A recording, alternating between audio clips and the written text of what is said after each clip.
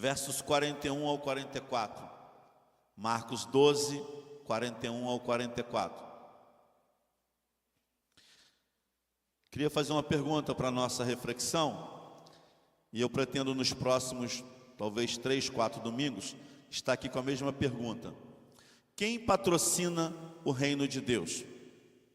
Fala para a pessoa que está ao seu lado, quem patrocina o reino de Deus? A gente observa principalmente em jogo de futebol, coloca-se na camisa, né, do time o patrocinador. Coloca também às vezes no jogo, sai na televisão, e aí tem na hora também da entrevista dos jogadores, coloca lá as logomarcas que são patrocinadores. Quando a gente pensa isso no reino de Deus, dizer que alguém assim está patrocinando como eles, não é como, porque o próprio Deus que patrocina a sua obra. A gente acredita que o próprio Deus levanta recursos. E Deus levanta recursos assim da onde que nem se espera, não é? Mas quando a gente olha para a história bíblica, a gente vai olhar que em várias situações do momento do povo de Deus, eu quero citar algumas aqui nessas semanas, hoje eu vou citar só apenas uma, Deus levanta pessoas. Deus levanta pessoas. É interessante uma igreja local, ela ter assim, ser ética e não receber propina, não se envolver com dinheiro de política, coisa do tipo. No nosso caso, nesses 44 anos aqui de organização, eu estou aqui aproximadamente 30 e pouco. Eu nunca fiquei sabendo que a igreja ficou recebendo dinheiro de uma forma ilícita, que não seja ética, que não seja honesta. Mas ao mesmo tempo, eu sempre testemunhei, não é? E talvez valeria a pena a gente poder refletir como que pessoas ofertaram, investiram aqui no reino de Deus, aqui nessa igreja. E é interessante que essa palavra patrocinar, no sinônimo, lá no dicionário, patrocinar é prover as despesas, prover os gastos, custear, financiar. Então existem pessoas que ao longo dos anos, elas, de certa forma, elas ajudaram a custear as despesas aqui da igreja, elas ajudaram que as despesas fossem pagas, elas financiaram os projetos aqui da igreja. E aí a gente pode pensar que esse próprio terreno aqui foi ofertado por uma família, não é? Parece que é o bisavô da Lorane que ofertou esse terreno aqui. Então, em toda a história da igreja do Senhor Jesus, Deus vai levantar pessoas generosas que contribuem, não é? Como é que é o nome do seu avô, Lorane? Esqueci. Não, bisavô. É o pai da dona Zanite. Eu esqueci agora. Ele que ofertou. Oi? Esposa da dona Rosa, né? Eu pesquisando aqui o histórico da igreja, eu lembro do nome dele agora e eu não venho o nome. Então ele, de forma generosa, ofertou. Há poucos dias atrás a gente estava resolvendo, porque a gente tem a escritura aqui agora, então eu vi o nome dele lá, que foi através do nome dele que veio o terreno, e tem esse recibo antigão pra caramba, para que pudéssemos ter aqui. Então, em todo o tempo, teve pessoas ofertando. Agora, tem uma curiosidade nesse texto que eu quero que você abra a sua Bíblia. Marcos capítulo 12, 41. Diz assim, Jesus sentou em frente do lugar onde eram colocadas as contribuições e observava a multidão colocando dinheiro nas caixas de ofertas. Muitos ricos lançaram ali grandes quantias. Então uma viúva pobre chegou-se e colocou 2 pequeninas moedas de cobre, de muito pouco valor. Chamando a si os seus discípulos, Jesus declarou: afirmo-lhes que esta viúva pobre colocou na caixa de oferta mais do que todos os outros. Todos deram o que lhes sobrava, mas ela, da sua pobreza, deu tudo o que possuía para viver. Então vamos entender que tanto os ricos, que está aqui no texto, que o texto fala isso, né? No verso 41, muitos ricos, a gente não dá para saber a dimensão disso, mas muitos ricos, eles investiam, que patrocinar é investir, eles investiam, mas também Jesus cita que tinha uma mulher, que era viúva, e viúva a princípio já não tem um marido para ajudar a sustentar suas despesas, e além de ser viúva, porque tem viúvas que são ricas, ela era pobre, e aí ela foi e deu tudo que ela tinha. Eu tenho que tomar muito cuidado aqui, que o pessoal adora competição. Quem dá mais, quem é mais importante. Os ricos aqui fizeram o seu papel, não é?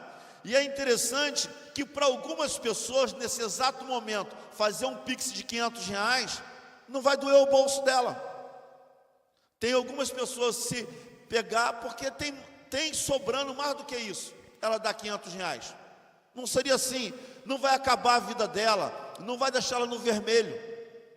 Mas algumas pessoas, dar R$50, talvez é o dinheiro para comprar a carne, a verdura da semana. Estão conseguindo compreender, gente? Qual vocês acham que teve maior generosidade?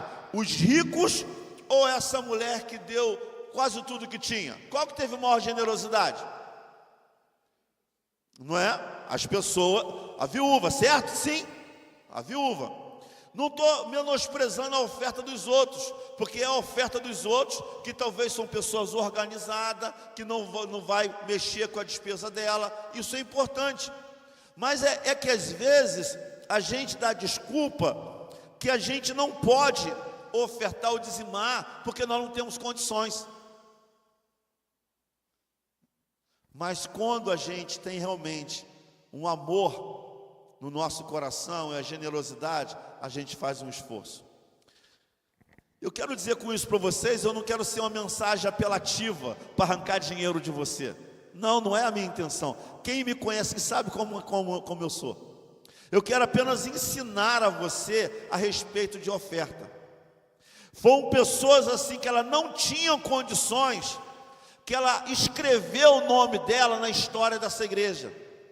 Essa história dessa igreja, esse senhor, certamente ele não tinha dinheiro sobrando.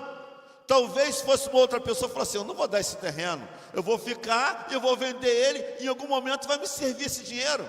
E ele foi e deu. Existiram campanhas na época da construção desse templo, pessoas também ajudaram. Na obra que fizemos aqui também, pessoas ajudaram. Na climatização, pessoas também ajudaram. Na compra de terrenos que já foram até vendidos para investir, comprando terreno do lado, também pessoas ajudaram. Então eu quero encerrar minha palavra aqui, para deixar para a semana que vem o outro. Patrocina, investe no reino de Deus aquelas pessoas que têm condição financeira, mas aquelas pessoas mesmo que não têm uma condição financeira boa, mas o amor pelo reino de Deus é forte no coração delas, e aí elas se esforçam, se empenham para poder ofertar. Em toda a nossa história, eu sou líder aqui dessa igreja aqui, aproximadamente 17 para 18 anos. Eu sempre testemunhei pessoas ofertando e dizimando. Não só testemunhei, como também faço, que eu também sou patrocinador. Eu também invisto da minha oferta, do meu dízimo, para que possa fazer isso. E eu quero te dar essa oportunidade de você continuar escrevendo a história dessa igreja.